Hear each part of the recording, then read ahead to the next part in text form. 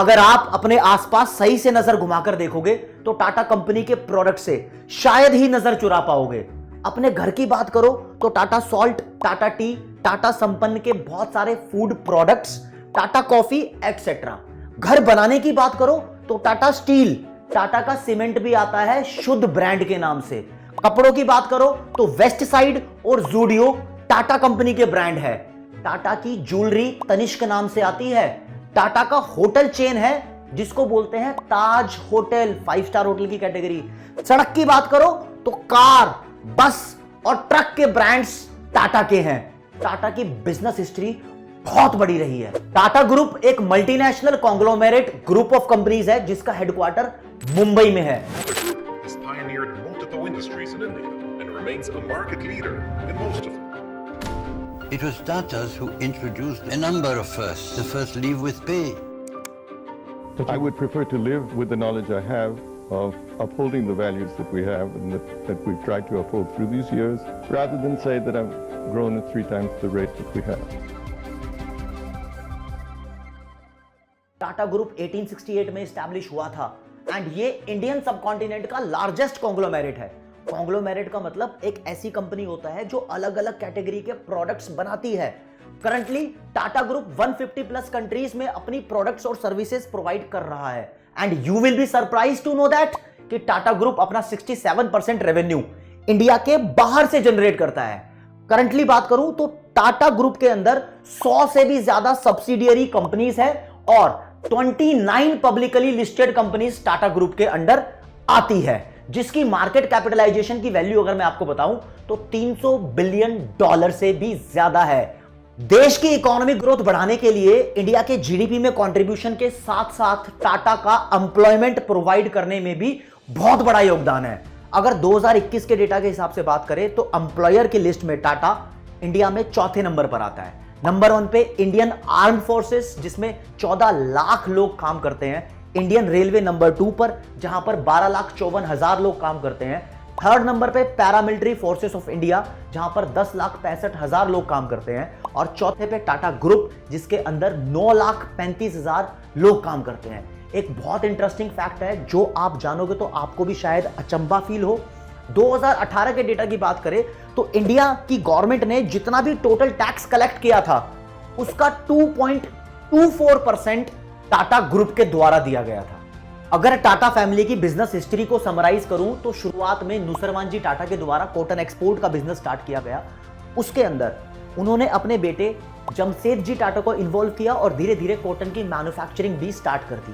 Business ups and down से गुजरता गया और साथ साथ में जमशेद जी टाटा के बेटे दोराब जी टाटा भी इसमें इन्वॉल्व हो गए और उसके बाद दोराब जी टाटा के दूर के कजन जेआरडी टाटा ने टाटा ग्रुप का पदभार संभाला और देखते देखते 1991 में जमशेद जी टाटा के adopted son Ratan Tata Tata sons private limited के चेयरमैन बने।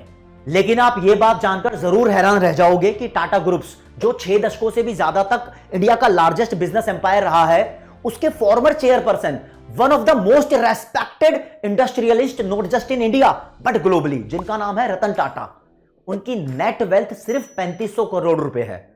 और इंडिया के रिच लिस्ट में देखो तो 421वें नंबर के रिचेस्ट आदमी वो माने जाते हैं। मैं 2022 के डेटा के हिसाब से बात कर रहा हूं। इतनी बड़ी बात हो गई, पर ऐसा बिजनेस ग्रुप जिसका बिजनेस 150 प्लस कंट्रीज में फैला हुआ है और इंडिया की वो लार्जेस्ट कॉन्ग्लोमेरेट कंपनी भी है, उसका चेयरपर्सन रिच लिस्ट में इतना पीछे क्यों है? इसका बहुत बड़ा रीजन है जो जान के आपको भी एक अच्छी फील आएगी। इसका बहुत बड़ा रीजन है मैसिव लेवल की चैरिटी जो टाटा ग्रुप अपने टाटा ट्रस्ट के थ्रू करता है। टाटा सन्स प्राइवेट लिमिटेड जो टाटा ग्रुप की पेरेंट कंपनी है, उसकी अराउंड 66% इक्विटी 2 बड़े फिलैंथ्रोपिक ट्रस्ट जिनका नाम है sir Dorabji trust and sir Ratan Tata trust के पास है। टाटा की यही बात है जो टाटा को दूसरी कंपनी से अलग बनाती है। फिलैंथ्रोपिस्ट का मतलब होता है चैरिटी करने वाले लोग। जिस ग्रुप की 66% इक्विटी ही किसी ट्रस्ट के पास हो, उसको सिर्फ एक प्रॉफिट मेकिंग ब्रांड की नजरों से देखना ही गलत होगा। टाटा ग्रुप्स की एक लंबी हिस्ट्री रही है जिसने इंडिया की इकोनॉमिक, सोशल और इंडस्ट्रियल डेवलपमेंट को आगे से आगे बढ़ाया है। ऐसा कहना भी गलत नहीं होगा कि एक स्ट्रॉन्ग और इंडिपेंडेंट इंडिया की फाउंडेशन भी टाटा ग्रुप्स ने ही रखी थी। 1907 में Tata iron and steel company खोली गई, जिसे आज टाटा स्टील के नाम से जानते हैं। उस टाइम अंग्रेजों का राज हमारे देश में चल रहा था। कोई ऐसा सोच भी नहीं सकता था कि हम एक कोई बड़ा स्टील प्लांट या फिर कोई बड़ी कंपनी खोल लेंगे। उस टाइम टाटा ने स्टील प्लांट खोलकर देश में तरक्की का रास्ता खोला। इंडिया की फर्स्ट आईटी सर्विस कंपनी जिसका नाम टीसीएस है, 1968 में टाटा के द्वारा खोली गई। विदेश संचार निगम लिमिटेड एक टाटा कम्युनिकेशन का ही सोर्स है। यह 1962 में मुंबई में खोला गया। टाटा ने फर्स्ट कैंसर हॉस्पिटल खोला, टाटा मेमोरियल हॉस्पिटल, जो 1941 में मुंबई में खोला गया।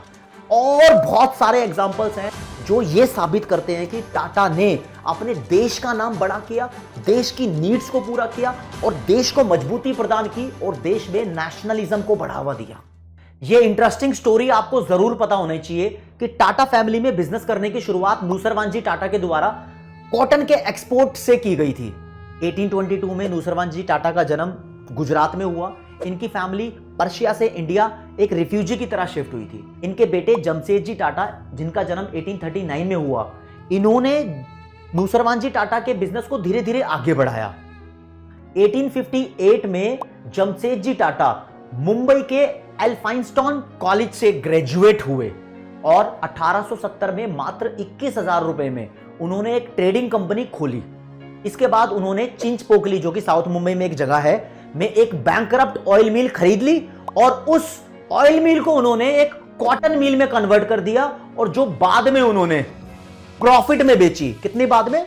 2 साल बाद में उन्होंने प्रॉफिट में बेची। और 1874 में उन्होंने एक और कॉटन मिल ओपन करी जिसका नाम था एम्प्रेस मिल। एम्प्रेस मिल एक ह्यूज सक्सेस बनी और इसने अपने वर्कर्स के लिए काफी हाई स्टैंडर्ड्स सेट किए। 1800 के टाइम में जब इंग्लैंड जैसी कंट्री के अंदर वर्कर्स 14 से 16 घंटे तक काम करते थे, उस टाइम पर टाटा कंपनी ने अपनी मिल में एम्प्लॉइज के लिए साफ रहने की जगह फिल्टर वाटर और मैनी मोर इंश्योरेंस जैसी बड़ी बड़ी फैसिलिटीज प्रोवाइड की।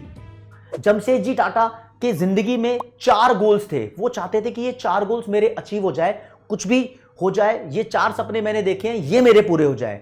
ये 4 सपने थे कि कोई आयरन या फिर स्टील इंडस्ट्री सेटअप करना, एक वर्ल्ड क्लास लर्निंग इंस्टीट्यूट वो सेटअप करना चाहते थे और एक यूनिक होटल बनाना चाहते थे जहां पर रंग का भेदभाव ना हो। पहले गोरा काला का भेदभाव जरूर होता था। और एक हाइड्रो इलेक्ट्रिक प्लांट वो सेटअप करना चाहते थे। पर अनफॉर्चुनेटली उन्होंने अपने लाइफ टाइम में सिर्फ ताजमहल होटल, जो कि मुंबई में ताज पैलेस 5 स्टार होटल स्टैब्लिश किया, यानी उसको ही कंप्लीट होते हुए देख पाए। लेकिन उनके बाकी सपनों को पूरा किया उनके बड़े बेटे दोराबजी टाटा ने, जो 1904 में जमशेदजी टाटा की डेथ के बाद टाटा ग्रुप के चेयरमैन बने। 1907 में सर दोराबजी टाटा ने Tata iron and steel company की एस्टैब्लिशमेंट की, जिसको आज के टाइम में टाटा स्टील के नाम से जानते हैं। सर दोराबजी टाटा ने अपने फादर जमशेदजी टाटा के हर उस सपने को पूरा किया जो उन्होंने देखा था। दोराबजी टाटा ने इंडिया का पहला हाइड्रो पावर प्लांट सेटअप किया और टाटा पावर को जन्म दिया। 1911 में अपने फादर के एक और सपने को उन्होंने पूरा किया और इंडियन इंस्टीट्यूट ऑफ साइंस को एस्टैब्लिश किया। जमशेदजी टाटा की तरह दोराबजी टाटा भी अपने एम्प्लॉइज के वेलफेयर के बारे में बहुत सोचते थे। टाटा स्टील एक ऐसी कंपनी रही है जिन्होंने अपने एम्प्लॉय यानी लेबर वेलफेयर बेनिफिट्स की बहुत सारी स्कीम स्टार्ट की, जैसे कि एक लेबर को एक दिन में 8 घंटे काम करना है। यह वाला पैमाना भी टाटा स्टील के द्वारा 1912 में स्टार्ट किया गया। प्री मेडिकल केयर सर्विसेज 1915 में लेबर को दी गई। School facilities for the children of employees 1917 से टाटा स्टील के एम्प्लॉइज को दी जा रही है।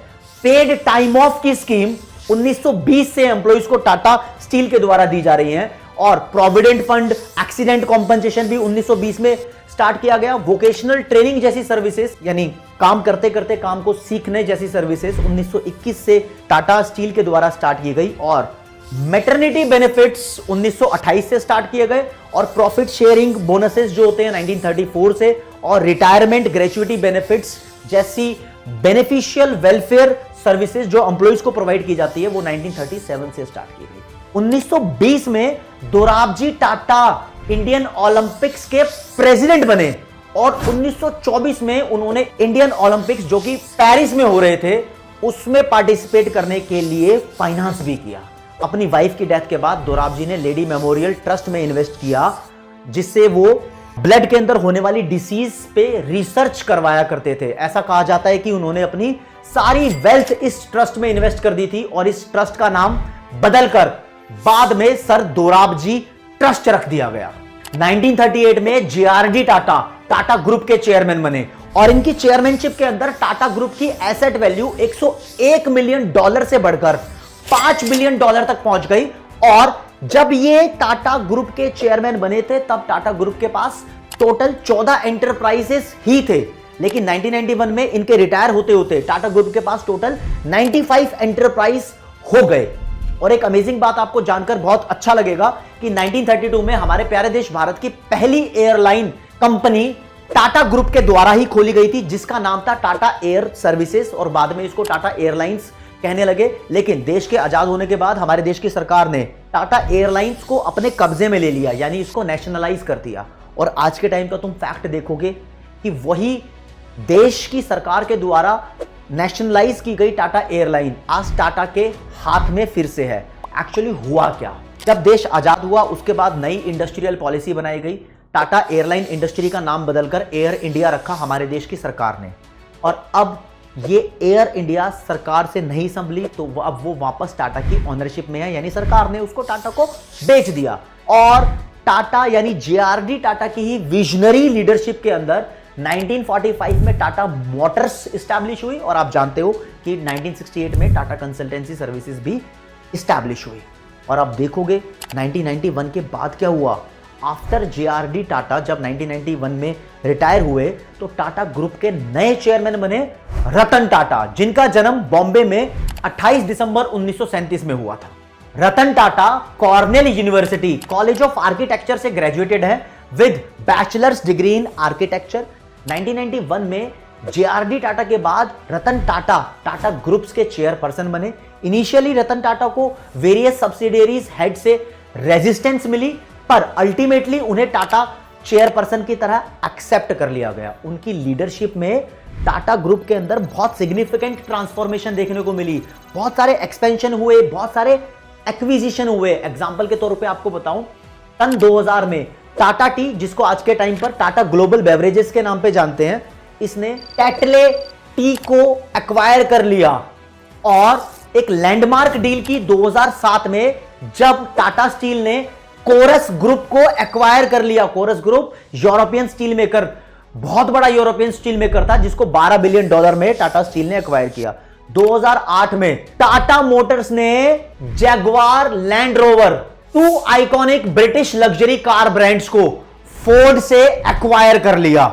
और रतन टाटा की चेयरमैनशिप में टाटा कंसल्टेंसी सर्विसेज ने एक flagship company of Tata group की तरह एक्सपैंड किया।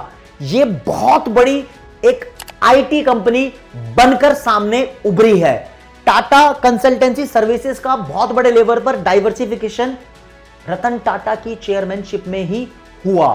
टाटा ने 26% स्टेक हायर कर लिया south African telecom giant MTN और एक्सपेंड किया टाटा टेली सर्विसेज को इंटरनेशनल प्रेजेंस में।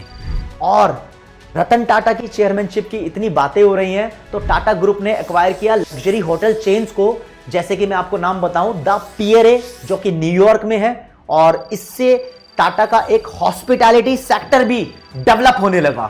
तो टाटा ग्रुप्स की बढ़ती तरक्की एक देश के अंदर इकोनॉमिक ग्रोथ के अंदर बहुत ज्यादा पार्टिसिपेट करवाती है। ऊपर से टाटा एक नेशनलिज्म का प्रतीक भी है, जिसमें टाटा की बहुत बड़ी स्टोरीज रही हैं कि उसने अपने देश को किसी फॉरेन कंपनी के सामने झुकने ना दिया हो। जहां पर कमजोरी दिखाई दी हो, टाटा ने उस चीज को एक्वायर करने की कोशिश की हो, या फिर बहुत शांति से कंपटीशन को बहुत फेयरली डील किया हो। 75 इयर्स होने के बाद 2012 में रतन टाटा ने अपनी पोस्ट से रिजाइन कर दिया। रतन टाटा की चेयरमैनशिप के दौरान टाटा ग्रुप ने रिमार्केबल ग्रोथ शो करी। 1996 में टाटा ग्रुप के रेवेन्यू सिर्फ 16 बिलियन डॉलर था, जो 2012 में बढ़कर 100 बिलियन डॉलर पहुंच गया। तो टाटा की जो स्टोरी है ये अपने आप में ही बहुत लाजवाब स्टोरी है। जब आप ये स्टोरी सुनते हो तो आपके अंदर भी एक ऐसी स्पिरिट आती है कि हाँ, जब कोई बिजनेस करो तो सिर्फ प्रॉफिट कमाने की मत सोचो। अगर आप देश के अंदर कंट्रीब्यूशन करोगे in terms of growth, employment and other welfare schemes, तो आपके बिजनेस का नाम ना तो सिर्फ एक प्रॉफिट जनरेटिंग कंपनीज में गिना जाएगा, बट एक ऐसी रेपुटेशन में भी गिना जाएगा कि ये सदियों तक याद रखा जाएगा। टाटा ट्रस्ट के अंडर में बहुत सारी स्कीम्स वेलफेयर के लिए लाई गई, लेबर का भला किया गया, जनता का भला किया गया और देश को आगे से आगे रखने की कोशिश की। 2008 में रतन टाटा को पद्म विभूषण अवार्ड से भी नवाजा गया और second highest civilian honour of India बनाया गया। इसके बाद पद्म भूषण भी इनको 2000 में मिल चुका था। तो टाटा की स्टोरी का अगर एक तरीके से कंक्लूजन में निकालूं तो आफ्टर रतन टाटा 12 जनवरी 2017 को नटराजन चंद्रशेखरन को टाटा सन्स का चेयरमैन बनाया गया। और कंक्लूजन के तौर पे अगर आप जानना चाहो तो Ratan Tata is a remarkable figure in India's corporate landscape, celebrated for his leadership, ethical values and contribution to the society. His life and career are a testament to the enduring legacy of the Tata Group and its commitment to making a positive difference in the world. This is the conclusion. Jai Hind, Jai Tata.